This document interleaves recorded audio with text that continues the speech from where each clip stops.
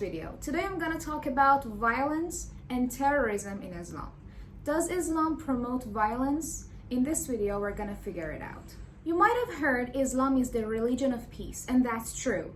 Islam teaches some pretty amazing things that aim to create peace everywhere, which is peace with God, peace with each other, and peace with nature.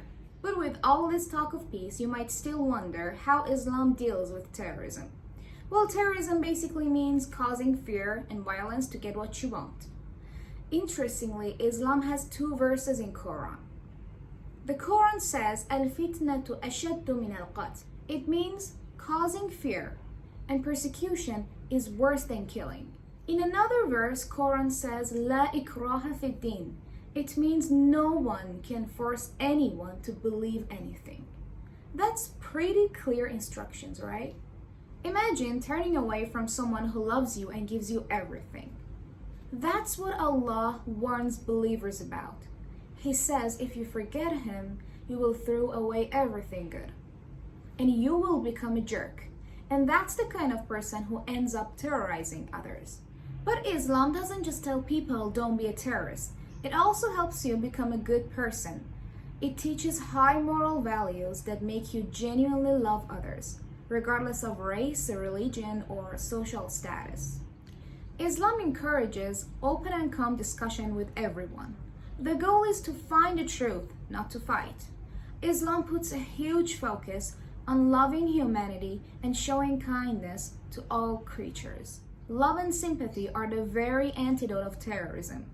Did you know Prophet Muhammad, peace be upon him, used to kiss his kids? And some people back then thought it was weird. But the Prophet said, "What can I say when you have no compassion in your heart?" Islam teaches that Allah loves those who are merciful to others. Prophet Muhammad, peace be upon him, was the perfect example of this. He lived in a rough society, but he always showed compassion to others. It's pretty amazing, right? Prophet Muhammad, peace be upon him, said, "Even a smile is charity." He taught Muslims to treat their neighbors well. And he even said, "Spread greetings of peace among yourselves to build stronger bonds." He was even compassionate to animals. He stopped his companions from taking away a baby bird from its nest and told them not to torture ants. The Quran says true believers control their anger and forgive others. The Prophet said, "God loves gentleness and making things easy for others." Real Muslims and good people are always the victims of terrorism, not the ones causing it.